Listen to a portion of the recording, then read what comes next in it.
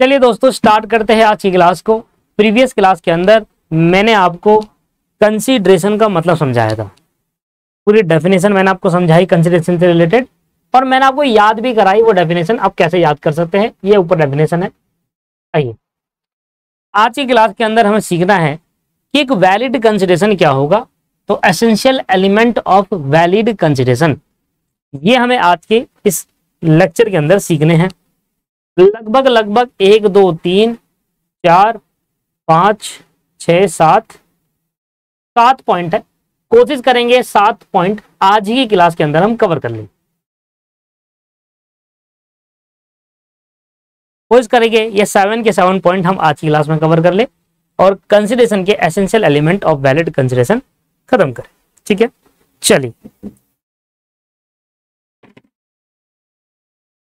चलिए तो आज के लेक्चर के अंदर हमें स्टार्ट करना है essential element of valid consideration. तो पहले से स्टार्ट करते हैं। Consideration must move at the desire of promisor. Consideration must move at the desire of promisor.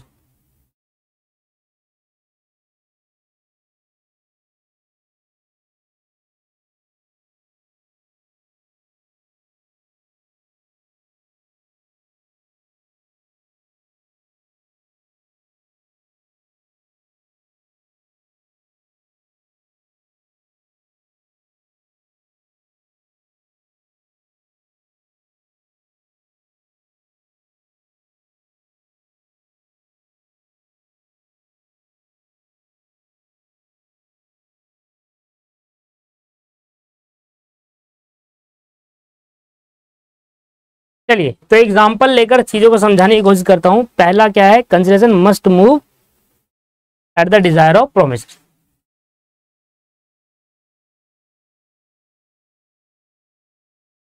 दोस्तों, एक केस था 1880 का, 1880 का एक केस था, और वो केस था दुर्गा प्रसाद वर्सेस बैलिदो। केस क्या था? दुर्गा प्रसाद वर्सेस बैलिदो।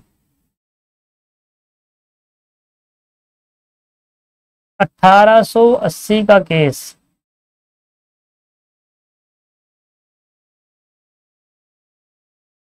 पहले कौन सा लेते हैं? ठीक है, आइए केस स्टडी पढ़ते हैं।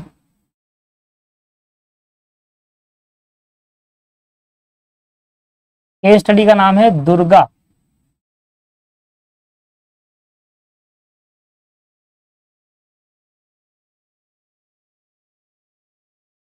दुर्गा प्रसाद वर्सेस बैलिदो।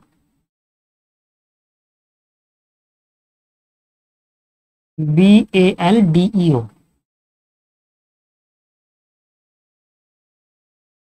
1880 का केस है। 1880 में ये केस हुआ था, और इस केस लॉ की जजमेंट ने हमारा कंसीडरेशन का पहला एसेंशियल एलिमेंट बताया था। कंसीडरेशन का पहला एसेंशियल एलिमेंट क्या है? Consideration must move at the desire of promisor. Consideration का पहला हमारा एसेंशियल एलिमेंट है consideration must move at the desire of promisor, और ये केस लॉ ने हमें समझाया।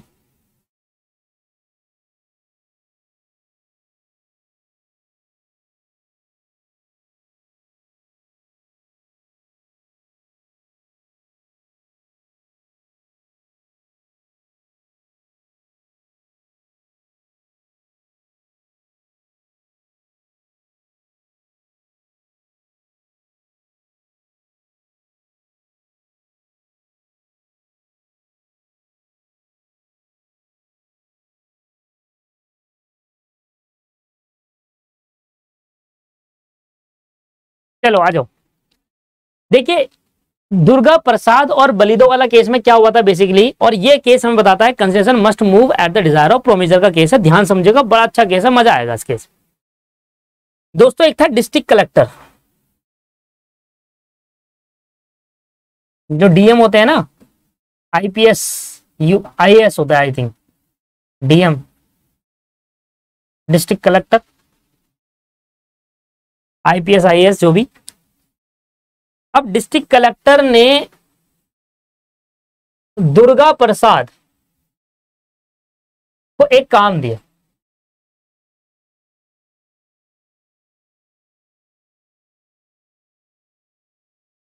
डिस्ट्रिक्ट कलेक्टर था,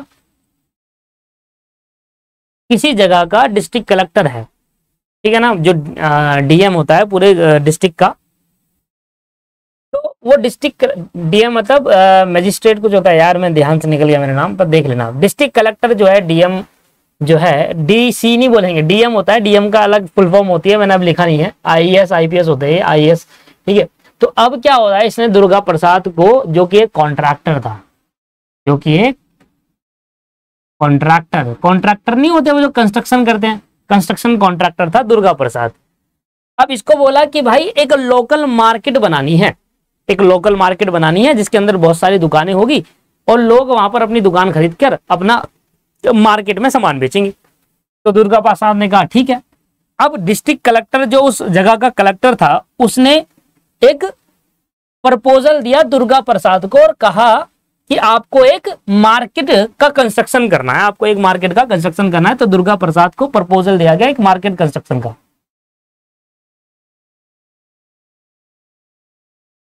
ठीक है, मार्केट कंस्ट्रक्शन का। दुर्गा प्रसाद ने कहा ठीक है, हम ये मार्केट कंस्ट्रक्शन का प्रपोजल एक्सेप्ट करते हैं। और यहां पर इन दोनों के बीच में प्रपोजल मतलब प्रोमिजर ये हो गया, प्रोमिस ये हो गया, जो प्रपोजल देता है वो प्रोमिजर और जो एक्सेप्ट करता है वो प्रोमिसी। तो यहां पर इस केस के अंदर दुर्गा प्रसाद हमारा कौन हो गया, ये डिस्ट्रिक्ट कलेक्टर हमारा प्रोमिजर हो गया, जिसने आपको जो प्रपोजल देता है दोस्तों वो प्रोमिजर होता है, जिसको दिया जा रहा है वो प्रोमिसी है, ठीक है ना। 1880 का केस है और हकीकत वाला केस है, सर्च कर लीजिएगा आप इस केस को। अब क्या हुआ, अब मार्केट का कंस्ट्रक्शन किया दुर्गा प्रसाद, मार्केट कंस्ट्रक्शन, इसमें एक वो पर्सन था बलिदो,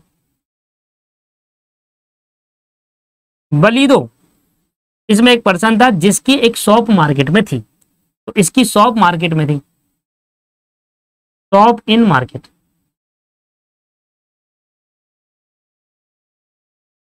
अब बलिदो ने कहा, किससे, बलिदो ने दुर्गा प्रसाद से कहा कि भाई मेरी एक शॉप है मार्केट के अंदर, आप अगर आप इस शॉप को बना दोगे तो मैं आपको अपनी सेल, जब भी मेरी सेल होगी मार्केट में सेल होगी तो उस सेल पे मैं आपको कमीशन दूंगा।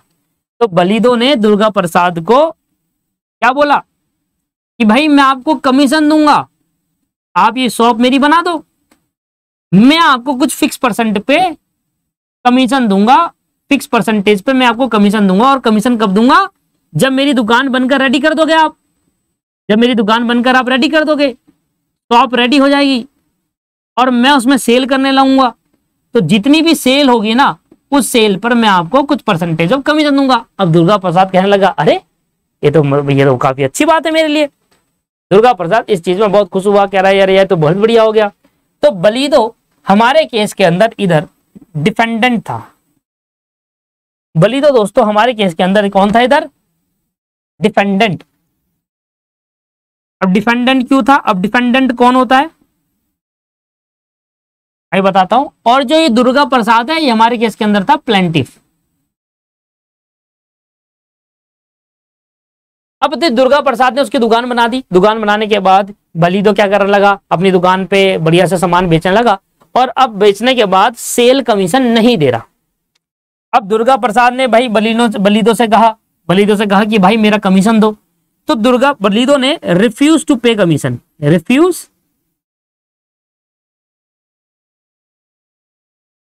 रिफ्यूज टू पे कमीशन, कमीशन देने से मना कर दिया। किसने मना कर दिया सर, कमीशन देने से मना कर दिया किसने, बलिदो ने मना कर दिया, कहा कि भाई मैं नहीं दूंगा कमीशन। दुर्गा प्रसाद कहने लगा भाई तुमने तो बोला था कमीशन देने को कि मैं तुम्हारी दुकान बना दूंगा तो तुम मुझे हर सेल जितनी भी तुम्हारी सेल होगी उसमें मुझे कमीशन दोगे, लेट्स सपोज 10% 20% कुछ भी मान लो, ठीक है ना, तो कमीशन दोगे। भाई ये कह रहा भाई मैं नहीं देता, जो करना वो कर ले। अब दुर्गा प्रसाद ने केस कर दिया बलिदो पर, और जो पर्सन केस करता है उसको प्लेंटिव कहा जाता है, और जिस पर्सन पे केस किया जाता है मतलब ये अपने आप को डिफेंड करेगा। कोई अगर आप पे केस करेगा तो आप डिफेंड करोगे ना अपने आप को कि हाँ भाई मैं नहीं हूं ऐसा, तो जिस पर केस किया जाता है उसको डिफेंडेंट कहा जाता है। तो इधर वाले केस के अंदर दुर्गा प्रसाद वर्सेस बलिदो, तो जब भी कभी केस लॉ में नाम देखते हो ना तो जो पहला वाला पर्सन होता है वो प्लेंटिफ होता है जिसने केस करा, और जो दूसरा वाला पर्सन होता है वो डिफेंडेंट होता है जिसने केस को डिफेंड करा है अपने ऊपर। समझ में आ गया। तो जब भी मैं आपको केस आपको पढ़ाऊंगा, जब भी मैं आपको केस पढ़ाया है, स्मोक बॉल कंपनी वाला भी एक केस पढ़ाया था, तो जो पहला वाला पर्सन होता है वो प्लेंटिफ होता है, केस करने वाला, और जो दूसरा वाला पर्सन होता है वो डिफेंडेंट होता है। तो अब दुर्गा प्रसाद ने बलिदो पे केस कर दिया और कहा जज साहब से, जज साहब मेरी दुर्गा प्रसाद, मैं दुर्गा प्रसाद हूं और मैंने बलिदो की दुकान बनाई थी और उसने कहा था कि जब भी मेरी सेल होगी तो मेरे को सेल पे कमीशन देगा। अब ये रिफ्यूज कर रहा है कमीशन देने से। तो बलिदो क्या कहता है, सुनो ध्यान से। बलिदो कहता है सर मैंने तो बोला ही नहीं इसको दुकान बनाने को। दुकान बनाने का प्रपोजल किसने दिया, डिस्ट्रिक्ट कलेक्टर ने उस वहां का। अब डिस्ट्रिक्ट कलेक्टर का प्रपोजल है, मैंने तो बोला ही नहीं दुकान बनाने का, मैं इसको कमीशन दूंगा, ये भी तो बदले में मुझे कुछ देगा। मैंने इसको कमीशन देना है तो बदले में ये भी तो मुझे कुछ देगा। प्रपोजल तो मैंने दिया ही नहीं, मैंने तो इसको दिया ही नहीं, प्रपोजल कोई दिया थोड़ी ना मैंने दुर्गा प्रसाद को कि तू मेरी दुकान बना दे। दुकान बनाने का प्रपोजल किसने दिया है, डिस्ट्रिक्ट कलेक्टर ने। तो इसका कंसिडरेशन भी कौन देगा, डिस्ट्रिक्ट कलेक्टर।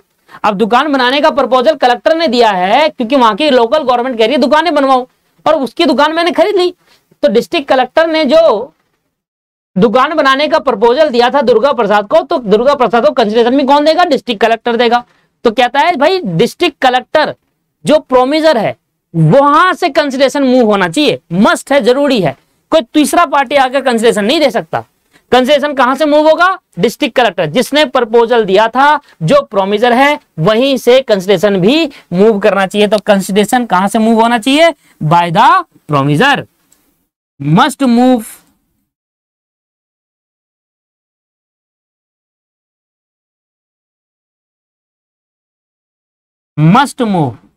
consideration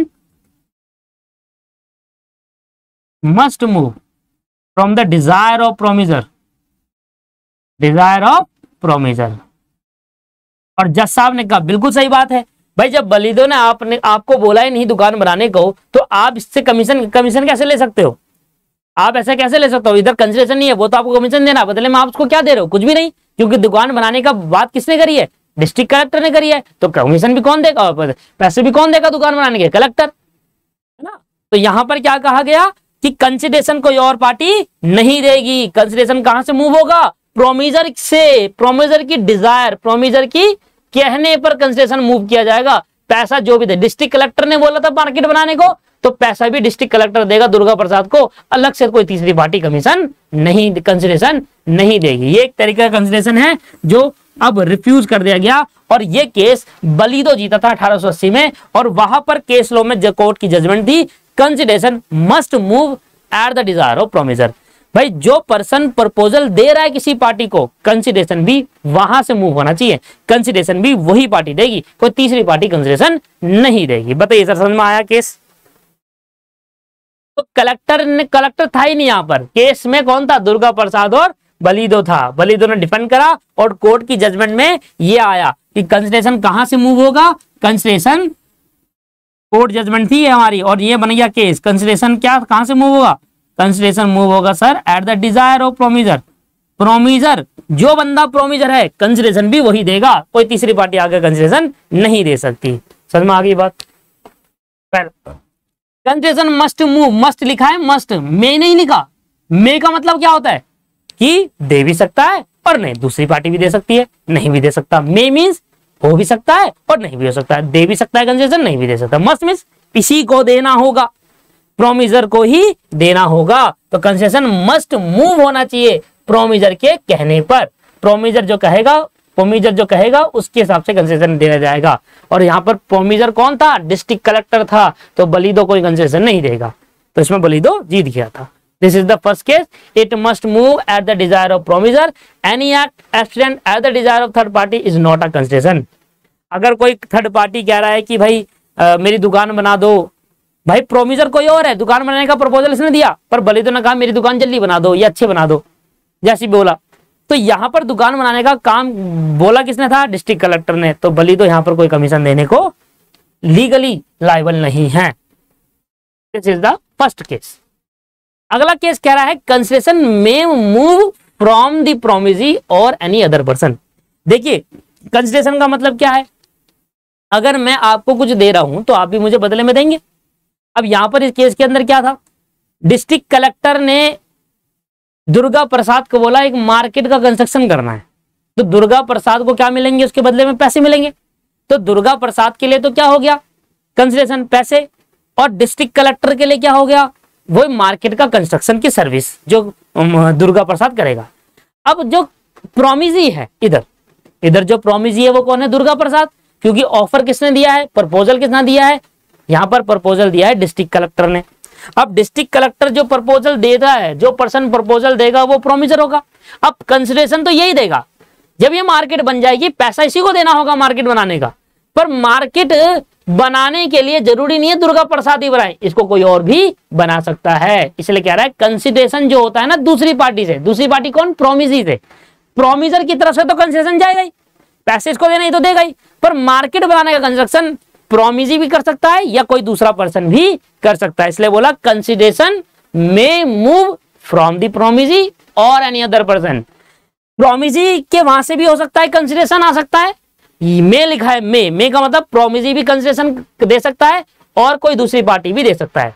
अब दुर्गा प्रसाद ने कंस्ट्रक्शन का काम ले लिया, तो इधर दुर्गा प्रसाद तो हमारा प्रोमिजी हो गया और प्रोमिजर हो गया डिस्ट्रिक्ट कलेक्टर। तो पैसे जो देना है वो डिस्ट्रिक्ट कलेक्टर ही देगा, कोई तीसरी पार्टी पैसा नहीं दे सकता। प्रोमिजी की तरफ से, प्रोमिजर की तरफ से ही कंसिडरेशन मूव होना चाहिए। पहला केस हमें बताता है जो प्रोमिजर है कंसिडरेशन वही देगा, जबकि प्रोमिजी की हैंड पर अगर देखे तो कंसिडरेशन प्रोमिजी भी दे सकता है या दूसरी पार्टी भी दे सकती है। ये हमारा केस नंबर 2 था। Consideration may move from the promisee और एनी अदर पर्सन, मतलब अगर मैं प्रोमिजर हूं तो मैं जो कंसिडरेशन दूंगा वो मैं ही दे सकता हूं, दूसरी पार्टी नहीं दे सकती।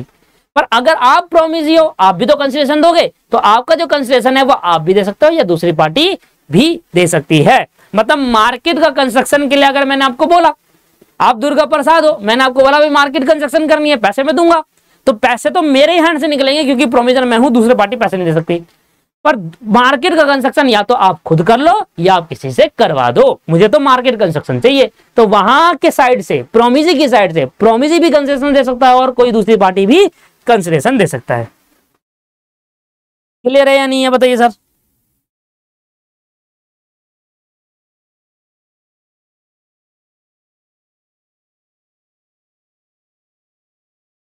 समझ में आ गया। चलिए, तो कंसिडरेशन जो हमारा सेकंड पॉइंट है ना, इसको हम एक और केस लॉ से समझने की कोशिश करते हैं। मेरे को लग रहा है मैं केस लॉ पढ़ाऊं तो आपको ज्यादा अच्छा लगेगा। केस लॉ का अगर आप पेपर में रेफरेंस डालकर आते हैं ना, सब्जेक्टिव पेपर की बात कर रहा हूँ जहां लिखना होता है, अगर आप केस लॉ का रेफरेंस डालते हैं तो फिर बात ही अलग हो जाती है।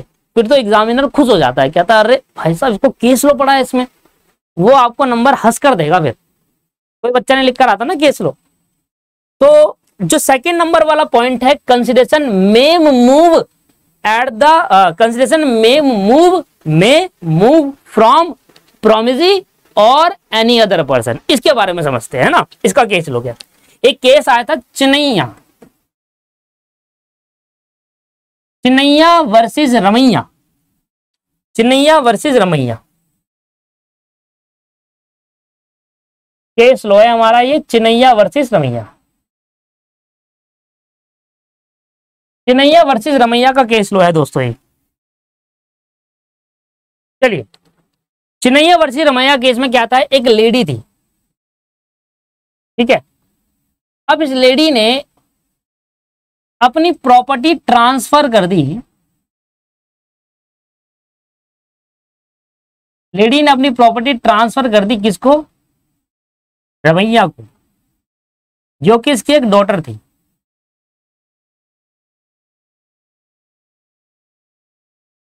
एक लेडी है, उसने अपनी सारी प्रॉपर्टी ट्रांसफर कर दी रमैया को, जो कि उसकी एक डॉटर है, ठीक है ना। और एक कंडीशन पे प्रॉपर्टी ट्रांसफर करी, उसने कहा एज अ गिफ्ट के तौर पर ट्रांसफर कर दी। भाई प्रॉपर्टी ट्रांसफर कैसे होती है, गिफ्ट के तौर पे, डीड में लिखकर गिफ्ट कर दिया कि भाई ये लो मेरी प्रॉपर्टी आज से तुम्हारी। बच्चे कह रहे यार मुझे भी दे दो कोई ऐसा गिफ्ट।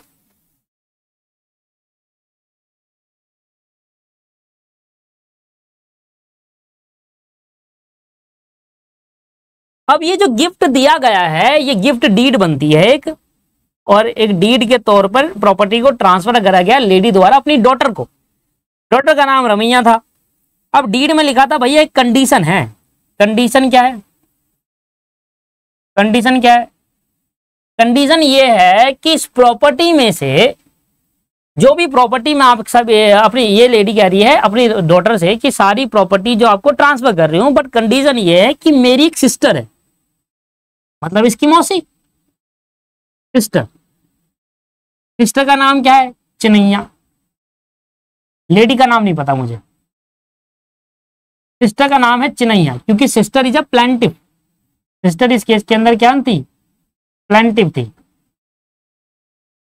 अब इस लेडी ने कहा अपनी डॉटर को कि जब मैं अपनी प्रॉपर्टी तुम्हें ट्रांसफर करने के बाद ये कहा कि भाई हर साल तुम 653 रुपए एवरी ईयर, हर साल 653 रुपए, हर साल साल के 653 रुपए तुम मेरी सिस्टर को दोगे इस प्रॉपर्टी में से। ऐसे इन दोनों के बीच में क्या हो गया? ऐसे इन दोनों के बीच में क्या हो गया सर? एक एग्रीमेंट बन गया लेडी और उसकी डॉटर के बीच में। और क्या एग्रीमेंट बना? लेडी ने कहा मैं अपनी प्रॉपर्टी ट्रांसफर कर रही हूं अपनी डॉटर के नाम, अपनी बच्चे के नाम, और डॉटर्स के साथ एक कंडीशन रखी कि लेडी ने कहा कि मेरी बहन है एक, मतलब मौसी जी, इसकी मौसी हो गई, तो उसने कहा कि मेरी बहन है और आपको मेरी प्रॉपर्टी में से हर साल 653 रुपए आपको मेरी बहन को देने होंगे। ये ऐसा कहा और इस कहने पर मतलब इसने इस कंडीशन पे इसने एक्सेप्टेंस दे दी। हाँ, इसने कहा ठीक है। तो रमैया ने क्या करा? इस कंडीशन को एक्सेप्ट कर लिया कि हाँ मैं हर साल एवरी ईयर हर साल मैं आपकी सिस्टर को चिनैया जी को 653 रुपए दूंगा। आपको लगता है 653 रुपए एक साल के? ये बहुत पुराना केस है और उस केस में तब ये 653 बहुत बड़ी बात होती थी, मतलब 2-3 रुपए भी बहुत बड़ी बात होती थी उस टाइम के लिए। तो ऐसा केस था। इसने कहा ठीक है, इसने इसमें एक्सेप्टेंस दे दी, कहा कि ठीक है कोई बात नहीं, मैं आपकी प्रॉपर्टी में हर साल 653 रुपए आपकी सिस्टर को दे दूंगी। अब रमैया ने कुछ टाइम तो दिया। After some time Ramaiah refuse to pay. After सम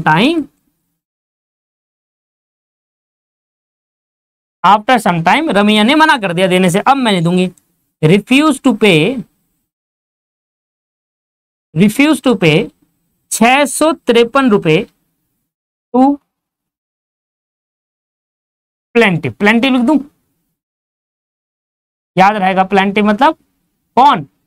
उसकी सिस्टर, उसकी मदर की सिस्टर। रिफ्यूज कर दिया कि भाई मैं नहीं देती। और रिफ्यूज करने का रीजन क्या था? सुनो ध्यान से। इसने कहा, इसकी रमैया ने कहा कि मैं तुम्हें पैसे नहीं दूंगी। क्यों? उसने कहा कि भाई मैं तुम्हें बदले में पैसे दे रही हूं पर तुम भी तो नहीं दे रहे बदले में कुछ। भैया इसने क्या कहा चिनैया ने?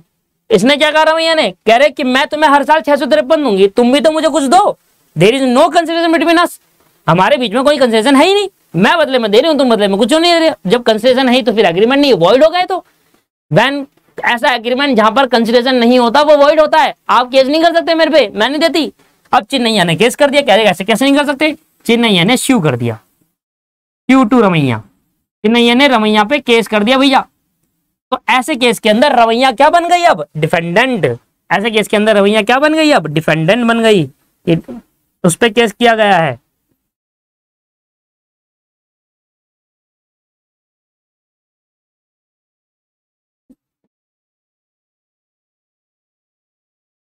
अब इसने जज साहब चिनैया ने कहा कि जज साहब देखिए ऐसा ऐसा हुआ है, इनकी मदर ने अपनी बेटी के नाम प्रॉपर्टी ट्रांसफर करी और एक शर्त रखी कि हर साल मुझे 653 रुपए देगी रमैया ने, और रमैया ने इस पर एक्सेप्टेंस दी। यहाँ मैं हर साल 653 रुपए दूंगी। किसको? सिस्टर को, मतलब मुझे देगी। सिस्टर ऐसे कह रही है जज साहब से। अब ये आप देने से मना कर रही है, जज साहब मेरा रिवॉर्ड मुझे दिलाइए, मुझे 653 रुपए चाहिए, क्योंकि मेरे से तो ये मेरी जिंदगी में तो यही 653 रुपए मेरा खाने पीने का वो है। और रमैया का सुने, रमैया अपनी डिफेंड कर रही है। रमैया कह रही है कि सर देखिए, जज साहब से बोल रही है, कह रहे देखिए मैं अगर 653 रुपए चिनैया को दूंगी तो चिनैया भी तो बदले मुझे कुछ दे। As per the Indian contract act एक पार्टी जब कुछ दे रही है तो बदले में भी तो कुछ मिलना चाहिए। अगर एक पार्टी दे रही है, मैं तो कोई गिफ्ट नहीं दे रही, क्योंकि ये तो गिफ्ट के थ्रू, गिफ्ट आगे एक चैप्टर आएगा, आगे एक कॉन्सेप्ट आएगा कि कुछ ऐसे एग्रीमेंट होते हैं जहां पर कंसिडरेशन नहीं भी होगा तब भी वैलिड होंगे। उसमें क्या था? गिफ्ट। गिफ्ट में कंसेशन देने से वापसी कंसेशन। गिफ्ट है यार, मैं मेरा बर्थडे है, किसी ने मुझे गिफ्ट दिया तो मुझे भी बदले में कुछ देना है क्या?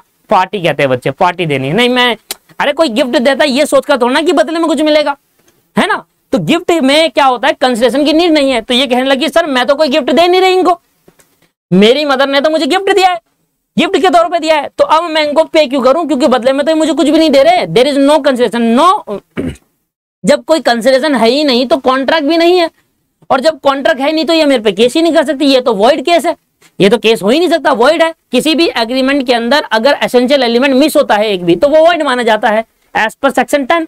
एसेंशियल एलिमेंट का कंसिडरेशन वो है ही नहीं, मैं इनको 653 दूंगी, ये मुझे कुछ दे नहीं रही। तो ऐसे केस के अंदर दोस्तों, ऐसे केस के अंदर जज साहब ने क्या जजमेंट दी, जज साहब ने कहा, जजमेंट देखो, कोर्ट जजमेंट क्या आई, कोर्ट की जजमेंट ये आई कि भाई लेडी ने आपको जो पैसे दिए थे, प्रॉपर्टी जो ट्रांसफर करी थी, वही आपका एक कंसिडरेशन है 653 के बदले में। ऐसा नहीं है कि कंसिडरेशन प्रोमिसी ही दे, ऐसा नहीं है कंसिडरेशन प्रोमिसी दे। कंसिडरेशन कौन दे सकता है, एनी अदर पर्सन भी consideration, sorry any other person भी कंसिडरेशन दे सकता है। Consideration may move from promisee और any other person, consideration may move from promisee और एनी अदर पर्सन। कह रहा है कि भाई आप जो 653 रुपए दोगे ना, उसके बदले में आपको प्रॉपर्टी ट्रांसफर करी तो गई है, इस प्रॉपर्टी ही आपके लिए कंसिडरेशन है, और जो 653 आप उसको दे रहे हैं ये आपकी मदर के कहने पे ये कंडीशन है, आपको देना ही पड़ेगा।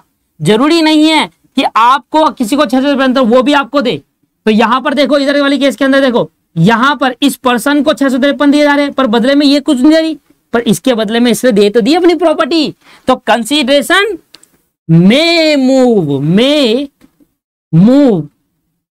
फ्रॉम प्रोमिसी, इधर क्या बन जाएगा, ये प्रोमिसी बन जाएगी इस केस के अंदर। Consideration may move from promisee और एनी अदर पर्सन, ये आगे देखो, और एनी अदर पर्सन।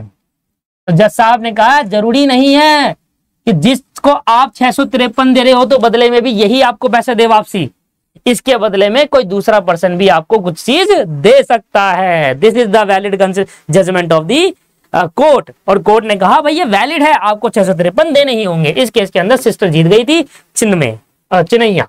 समझ में आया ना कि कंसिडरेशन आप तो 600, आपका यही था ना, आपका प्रॉब्लम क्या था, रमैया का प्रॉब्लम क्या था कि मैं 653 दे रही हूँ बदले में कुछ नहीं दे रही।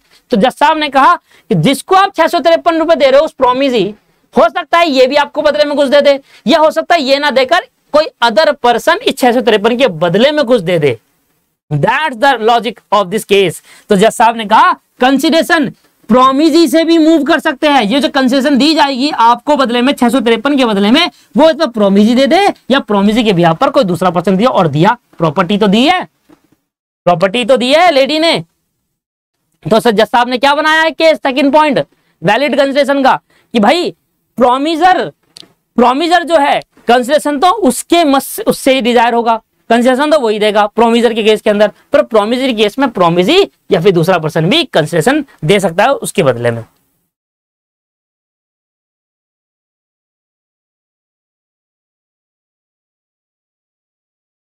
आपको समझ में आ गया?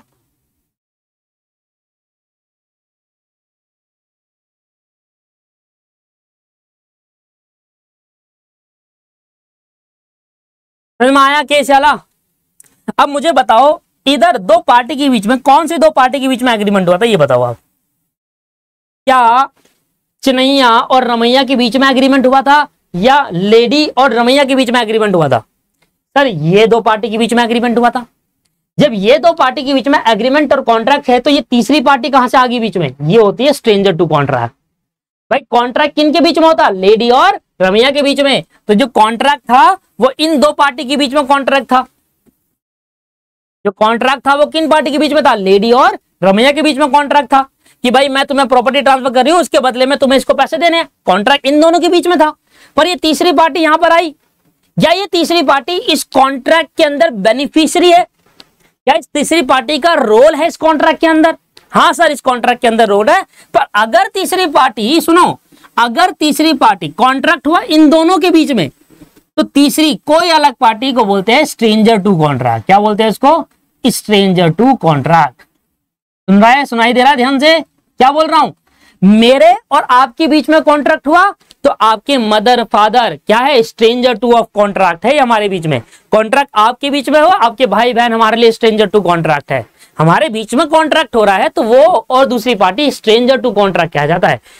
अच्छा, तो क्या ये लेडी और ये रमैया इन दोनों के बीच में कॉन्ट्रैक्ट हुआ था, तो ये तीसरी पार्टी जो है वो स्ट्रेंजर टू कॉन्ट्रैक्ट है। क्लियर हो गया स्ट्रेंजर टू कॉन्ट्रैक्ट कौन होता है। अब मुझे बताओ, जब इन दोनों के बीच में कॉन्ट्रैक्ट हुआ था तो कहीं ना कहीं इसको बेनिफिशियल, ये कहीं ना कहीं बेनिफिशियरी था इस कॉन्ट्रैक्ट से रिलेटेड। मतलब चिन्हैया जो थी वो बेनिफिशियरी है इस कॉन्ट्रैक्ट में, कहीं ना कहीं इसका रोल है इस कॉन्ट्रैक्ट में। हाँ सर, उसको पैसे मिलेंगे इस कॉन्ट्रैक्ट से, इसलिए इसको बोलते हैं beneficiary to stranger to contract. मतलब स्ट्रेंजर टू कॉन्ट्रैक्ट, मान लो मैं इस केस के अंदर तो स्ट्रेंजर टू कॉन्ट्रैक्ट हुआ ना, मेरे तो कोई बेनिफिशियरी है नहीं, मेरा तो कोई रोल ही नहीं है इन दोनों के कॉन्ट्रैक्ट के बीच में। तो दो टाइप के स्ट्रेंजर टू कॉन्ट्रैक्ट होते हैं। एक वो स्ट्रेंजर होता है जिसका कोई रोल नहीं होता है दो पार्टी के बीच के कॉन्ट्रैक्ट के अंदर, और एक वो स्ट्रेंजर होता है जो दो पार्टी कॉन्ट्रैक्ट करिए वहां पर उस पार्टी का भी रोल है।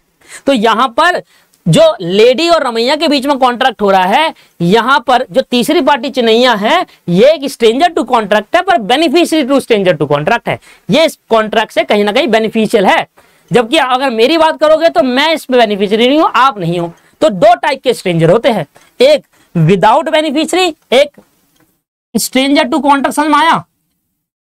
पहले तो समझो स्ट्रेंजर टू कॉन्ट्रैक्ट क्या होता है। तो स्ट्रेंजर टू कॉन्ट्रैक्ट वो पर्सन होते हैं जो कॉन्ट्रैक्ट का पार्ट नहीं है, मतलब जिन्होंने मिलकर कॉन्ट्रैक्ट नहीं करा। मतलब आपने और मैंने कॉन्ट्रैक्ट करा तो तीसरी पार्टी स्ट्रेंजर है हमारे लिए, तीसरी पार्टी को हम जानते नहीं, कोई भी तीसरी पार्टी स्ट्रेंजर है हमारे लिए। तो आपके और बीच में कॉन्ट्रैक्ट होगा, तीसरी पार्टी क्या होगा, स्ट्रेंजर। अब ये दो टाइप के होते हैं, एक बेनिफिशियरी वाले। बेनिफिशियरी का मतलब क्या हुआ, अभी मैंने आपको बताया कि नॉन बेनिफिशियरी वाले।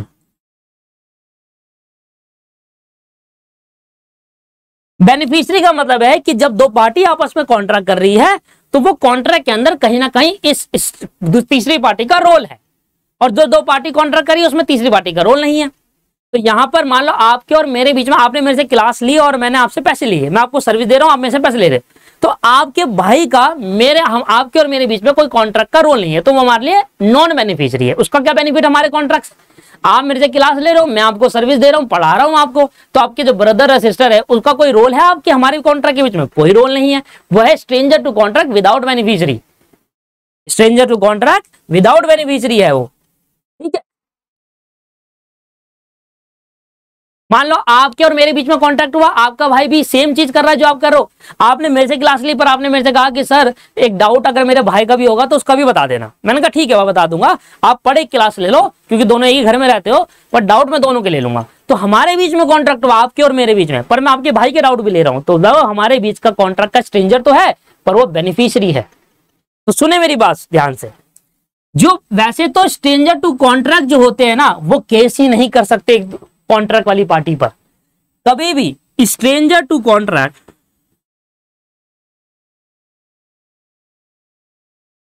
कॉन्ट्रैक्ट पार्टी पे केस नहीं कर सकते, केस या इश्यू नहीं कर सकते। ये बात दिमाग में डाल लीजिए। मेरे और आपके बीच में कॉन्ट्रैक्ट हुआ है, आप मेरे पे केस कर सकते हो, मैं आप पे केस कर सकता हूं, पर तीसरी पार्टी हम दोनों पे केस नहीं कर सकती। तीसरी पार्टी हम पे कैसे केस कर देगी भैया, ठीक है। तो स्ट्रेंजर टू कॉन्ट्रैक्ट कभी भी कॉन्ट्रैक्ट वाली पार्टी पर केस नहीं कर सकते, कॉन्ट्रैक्ट पार्टी पे केस इश्यू नहीं कर सकते। सुनो ध्यान से, मतलब जो बेनिफिशियरी नहीं है वो नहीं कर सकता, पर अगर कोई स्ट्रेंजर टू कॉन्ट्रैक्ट और वो उसमें बेनिफिशियरी है, जैसे कि चिन्हैया वो बेनिफिशियरी थी, वो केस कर सकती है। बस यही एक एक्सेप्शन है इस केस, इस पॉइंट की। स्ट्रेंजर टू कॉन्ट्रैक्ट मतलब दो पार्टी के बीच में कॉन्ट्रैक्ट हुआ, तीसरी पार्टी स्ट्रेंजर है जी उस पर, वो तीसरी पार्टी हमारे दो पे केस नहीं कर सकती। कॉन्ट्रैक्ट हमारे बीच में तो तीसरी पार्टी कैसे केस कर देगी। बट अगर वो कॉन्ट्रैक्ट में तीसरी पार्टी का इन्वॉल्वमेंट है, बेनिफिशियरी है, तो वो केस कर सकती है। जैसे कि चिन्हैया दो पार्टी के बीच में कॉन्ट्रैक्ट हुआ था, पर केस चिन्हैया ने रमैया पे कर दिया था क्योंकि ये बेनिफिशियरी है। तो ऐसा स्ट्रेंजर टू कॉन्ट्रैक्ट जो बेनिफिशियरी टू दी कॉन्ट्रैक्ट होगा, ऐसा स्ट्रेंजर जो कि बेनिफिशियरी है कॉन्ट्रैक्ट का, वो केस कर सकती है कॉन्ट्रैक्ट पार्टी पे, और अगर बेनिफिशियरी नहीं है तो नहीं कर सकती। समझ में आया? क्योंकि ये स्ट्रेंजर टू कॉन्ट्रैक्ट है पर ये बेनिफिशियरी है, इसलिए इसने इस पे केस कर दिया। लो जी, this is the logic. Important point, stranger contract sue upon it. Stranger can not sue upon it, stranger case कर ही नहीं सकता। बट अगर stranger to a contract can sue it, stranger तभी केस करेगा जब वो उस कॉन्ट्रैक्ट के अंदर बेनिफिशियरी होगा। क्या आपको समझ में आया या नहीं आया? बताइए सर, लास्ट वाला पॉइंट समझ में आया कि नहीं? क्या दोनों पे केस कर सकती है क्या? अरे बेवकूफ, लेडी पे कैसे केस करेगी, वो तो टपक गई।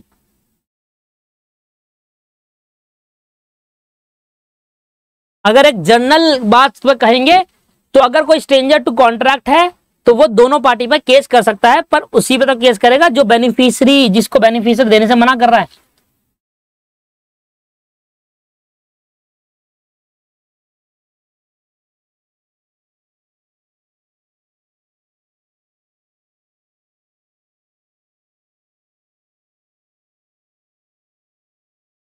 सुन लो दी ध्यान से।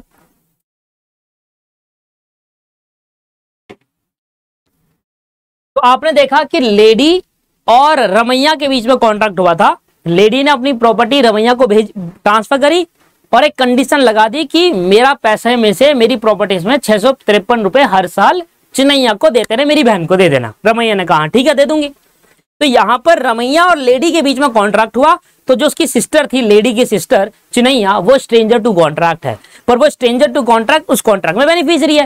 भाई लेडी और रमैया के बीच में कॉन्ट्रैक्ट हुआ, अब इस कॉन्ट्रैक्ट के अंदर किसकी बेनिफिट हो रहा है? चिन्नैया का हो रहा है, तो इसको beneficiary to stranger to contract कहेंगे। हाँ, अब बेनिफिशियरी क्या कर सकती है? केस चाहे तो दोनों पार्टी पर कर सकती है, पर उसी पे करेगी जो पार्टी उसको बेनिफिट नहीं दे रहा। जैसे कि रमैया नहीं दे रही थी। जब कहा गया है कॉन्ट्रैक्ट के अंदर, ये बताया गया है, लेडी ने कहा गया है कॉन्ट्रैक्ट के अंदर कि रमैया को, चिन्नैया को 615 रुपए हर साल दो, तो रमैया अगर रिफ्यूज करेगी तो चिन्नैया उस पर केस कर सकती है, भले ही वो स्ट्रेंजर टू कॉन्ट्रैक्ट है। वैसे स्ट्रेंजर टू कॉन्ट्रैक्ट, भाई मेरे और आपके बीच में कॉन्ट्रैक्ट होता है, मेरे और आपके बीच में कॉन्ट्रैक्ट हुआ, कोई भी एक पर्सन उठकर आएगा, वो केस कर देगा क्या आप पर? आप खुद सोचो, मेरे पे केस कर देगा क्या? नहीं। कैसे कर देगा भाई? उसका कोई रोल है क्या हमारे कॉन्ट्रैक्ट के बीच में? नहीं है। तो स्ट्रेंजर मतलब कोई ऐसी पार्टी जिसमें कॉन्ट्रैक्ट के अंदर रोल ना हो, पर एक बेनिफिशियरी पार्टी भी होता है। जिस दो पार्टी ने कॉन्ट्रैक्ट करा वो तो कॉन्ट्रैक्ट ऑफ पार्टी है, और बाकी सारे स्ट्रेंजर। इतना तो समझ लीजिए, आपने और मैंने कॉन्ट्रैक्ट करा, हमें कॉन्ट्रैक्ट पार्टी, बाकी सब स्ट्रेंजर, कोई भी हो वो सब स्ट्रेंजर। ठीक है। अब वो बेनिफिशियरी भी हो सकता है और नॉन बेनिफिशियरी भी हो सकता है। बेनिफिशियरी है तो उस पर पावर है केस करने की, क्योंकि उसका रोल है उस कॉन्ट्रैक्ट के अंदर, और अगर बेनिफिशियरी नहीं है तो फिर नहीं कर सकता वो केस। चलिए, दिस इज द पॉइंट। आप एक बार ये सेकंड वाला पॉइंट पढ़िए, क्या लिखा हुआ है।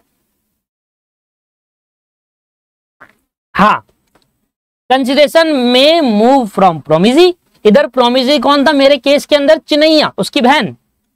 क्योंकि चिन्नैया ने तो 615 रुपए के बदले में कुछ नहीं दिया, पर उसके अलावा उसकी जो लेडी थी, उस रमैया की माँ, उसने दिया है ना, तो एनी अदर पर्सन भी प्रोमिजी दे, कंसिडरेशन मूव कर सकता है। ये हमारा मेन कॉन्सेप्ट था।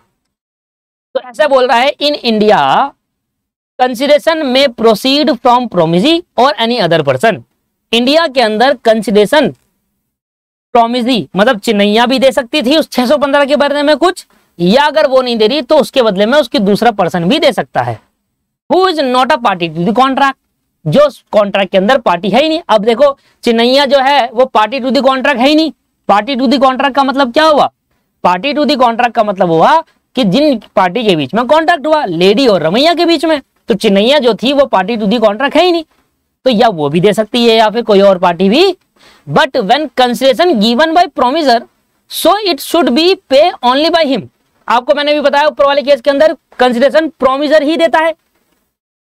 कंसिडरेशन क्या लिखा है? When consideration given by promisor, जिस पर्सन ने ऑफर दिया, अगर वो कंसिडरेशन दे रहा है तो वो ही देगा, दूसरी पार्टी नहीं देगी। इसलिए लिखा था पहले वाले केस के अंदर, consideration must move at the desire of promisor. देखो ऊपर वाले केस के अंदर कि प्रोमिसर ही कंसिडरेशन देगा, बट दूसरे वाले केस के अंदर अगर प्रोमिसी की पॉइंट ऑफ व्यू से सीखे तो प्रोमिसी और एनी अदर पर्सन भी कंसिडरेशन दे सकते हैं। तो देखो यहां पे लिखा है, according to the definition of consideration it make position clear in other. हाँ, हाँ, it make the position clear. In other word, there can be stranger to consideration but not stranger to contract. Stranger to consideration हो सकता है पर stranger to contract नहीं हो सकता। Stranger, not stranger to contract. इसका मतलब क्या है? Stranger to consideration, stranger to consideration मतलब कि कंसिडरेशन के लिए तो एक स्ट्रेंजर है। हाँ, कंसिडरेशन तो दे ही नहीं रहा, ये दे दिया इसने, तो कंसिडरेशन तो ये दे ही नहीं रही, तो कंसिडरेशन के तो स्ट्रेंजर हो गया। पर कॉन्ट्रैक्ट के अंदर स्ट्रेंजर है ये, मतलब कॉन्ट्रैक्ट में इसका कहीं ना कहीं रोल है। स्ट्रेंजर तो है पर बेनिफिशियरी वाला स्ट्रेंजर है। ठीक है, केस कर सकता है ये, इस बात का एंड लॉजिक यही है। एंड में आपको लॉजिक यही लगाना है कि ऐसा स्ट्रेंजर जो अगर किसी कॉन्ट्रैक्ट के अंदर बेनिफिशियरी रखता है, कहीं ना कहीं उसका बेनिफिट होता है उस कॉन्ट्रैक्ट के अंदर, तो वो केस कर सकता है। और वो स्ट्रेंजर जो जिसका बेनिफिट है ही नहीं, वो केस नहीं कर सकता।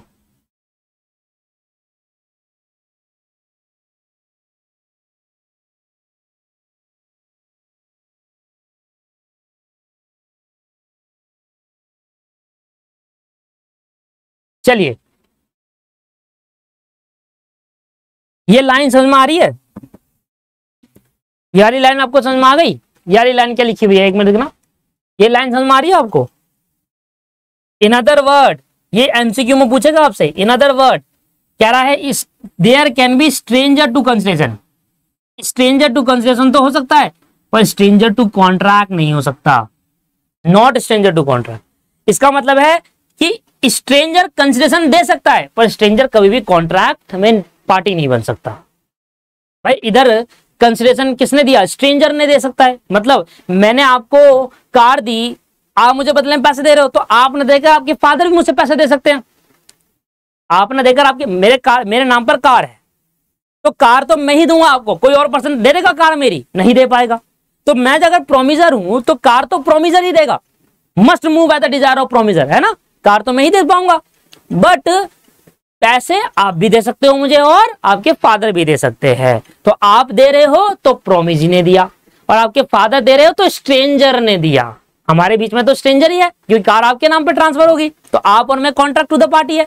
तो वो जो आपके फादर है वो कॉन्ट्रैक्ट नहीं, पार्टी के कॉन्ट्रैक्ट के पार्टी नहीं बन सकते। वो कंसिडरेशन के लिए स्ट्रेंजर है कि वो उनसे कंसिडरेशन आ रहा है। तो ये stranger, there can be stranger to consideration, मतलब दो पार्टी के बीच में तीसरी पार्टी हमें कंसिडरेशन प्रोवाइड कर सकती है। इसको बोलते हैं स्ट्रेंजर टू कंसिडरेशन। और वो तीसरी पार्टी आपके फादर इस पार्टी हमारे बीच के कॉन्ट्रैक्ट में नहीं आ सकते, पार्टी नहीं बन सकते। समझ में आया नहीं आया? क्लियर है नहीं है? मैंने कार बेची, आपने कार खरीदी, पेमेंट आपके फादर ने कर दी। पार्टी, कार मेरे नाम पर है और ट्रांसफर आपके नाम पर होगी, तो मैं प्रोमिजर हूं और आप प्रोमिसी। कार मुझे देनी है, 2 लाख रुपए की कार बेच रहा हूं, आप कह रहे हो हाँ मैं खरीद लूंगा, तो कार तो मैं ही ट्रांसफर करूंगा आपको, है ना? कार तो मैं ही, मैं जो दूंगा, मैं जो कंसिडरेशन दे रहा हूं, मैं जो कार कंसिडरेशन दूंगा वो मैं ही दे सकता हूं और कोई दूसरी पार्टी नहीं दे सकती। इसलिए consideration must move at the desire of promiser था पहला वाला केस। यहां पर कार तो बस यही पर्सन दे सकता है, पर पैसे मिस्टर एस भी दे सकता है और उसके फादर भी दे सकते हैं। अगर एस ने दिया तो कहूंगा पार्टी ने कंसिडरेशन दिया है, और अगर उसके फादर ने दिया तो कहूंगा स्ट्रेंजर ने कंसिडरेशन दिया है। तो कह रहा है कि स्ट्रेंजर जो है वो कंसिडरेशन तो दे सकता है पर स्ट्रेंजर कॉन्ट्रैक्ट की पार्टी नहीं बन सकता। आया समझ में?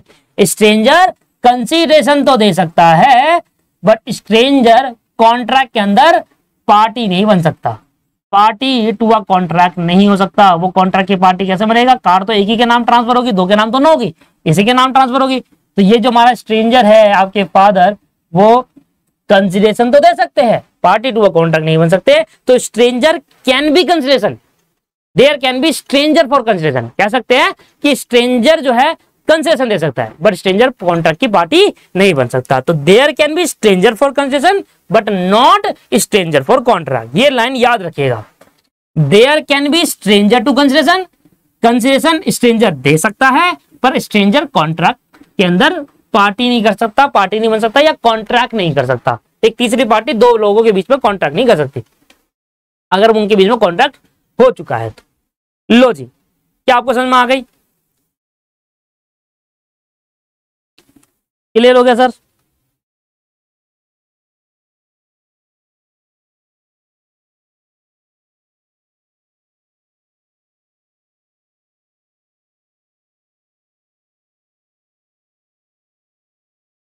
इसी में टाइम लग गया सारा का सारा। देखिए ये मैंने आपको पहले भी पढ़ाया था, कंसिडरेशन मैंने डेफिनेशन में सिखा रखा है, कंसिडरेशन में भी पास्ट प्रेजेंट और फ्यूचर। कंसिडरेशन इंडिया के अंदर कंसिडरेशन पास्ट प्रेजेंट फ्यूचर है, मतलब इंडियन लॉ के अंदर कंसिडरेशन पास्ट में प्रेजेंट में फ्यूचर तीनों में दिया जा सकता है। बट इंग्लिश लॉ के अंदर कंसिडरेशन, देखो यहां लिखा according to Indian law consideration में भी पास्ट, कंसिडरेशन पास्ट में दिया जा सकता है, फ्यूचर में प्रेजेंट में दे सकते हैं, अभी दे सकते हैं और फ्यूचर में भी दिया सकता है। But under English law consideration में भी प्रेजेंट और फ्यूचर, पास्ट वाला कंसिडरेशन को इंडियन कॉन्ट्रैक्ट के अंदर इंग्लिश लॉ मतलब इंग्लैंड का जो इंडियन कॉन्ट्रैक्ट है ना, वहां पर पास्ट कंसिडरेशन नहीं माना जाता, पास्ट कंसिडरेशन नहीं माना जाता इंग्लैंड वाले लॉ में, इंग्लिश लॉ में। बट इंडिया के अंदर पास्ट में कंसिडरेशन दिया गया हो वो भी वैलिड है, फ्यूचर में दिया जाएगा वो भी वैलिड होगा, और प्रेजेंट में जो दे रहे हो वो भी वैलिड है। तो इंडिया के लॉ पढ़ रहे हैं हम तो कोई इंग्लिश लॉ नहीं पढ़ रहे। पर अगर क्वेश्चन कहेगा तो याद रखिएगा कि इंडियन लॉ के अंदर पास्ट प्रेजेंट फ्यूचर तीनों में कंसिडरेशन वैलिड माना जाता है जो दिया गया हो, और इंग्लिश लॉ के अंदर पास्ट वाला कंसिडरेशन वैलिड नहीं माना जाएगा। फ्यूचर एमसीक्यू में पक्का क्वेश्चन बनता है इससे कि in English law past consideration is valid और नॉट, तुम कहोगे नॉट, इंग्लिश लॉ के अंदर पास्ट कंसिडरेशन वैलिड नहीं है, इंडियन लॉ के अंदर है। अब past consideration is not considered in English law, लिख दिया यहां पर, पास्ट प्रेजेंट और फ्यूचर, बड़ा ही सिंपल है, बहुत ही सिंपल है ये, देख लो आप इसको खुद पढ़ोगे ऑटोमेटिकली समझ में आ जाएगा, इसमें कोई समझने लायक वाली चीज है ही नहीं, पास्ट प्रेजेंट और फ्यूचर वाले में कुछ है ही नहीं। मैं आपको एक लाइन में समझाता हूं, मैं आपको एक लाइन में, आप मेरे को देखो, सिंपल सी बात है, तीनों आपको समझ में आएगा।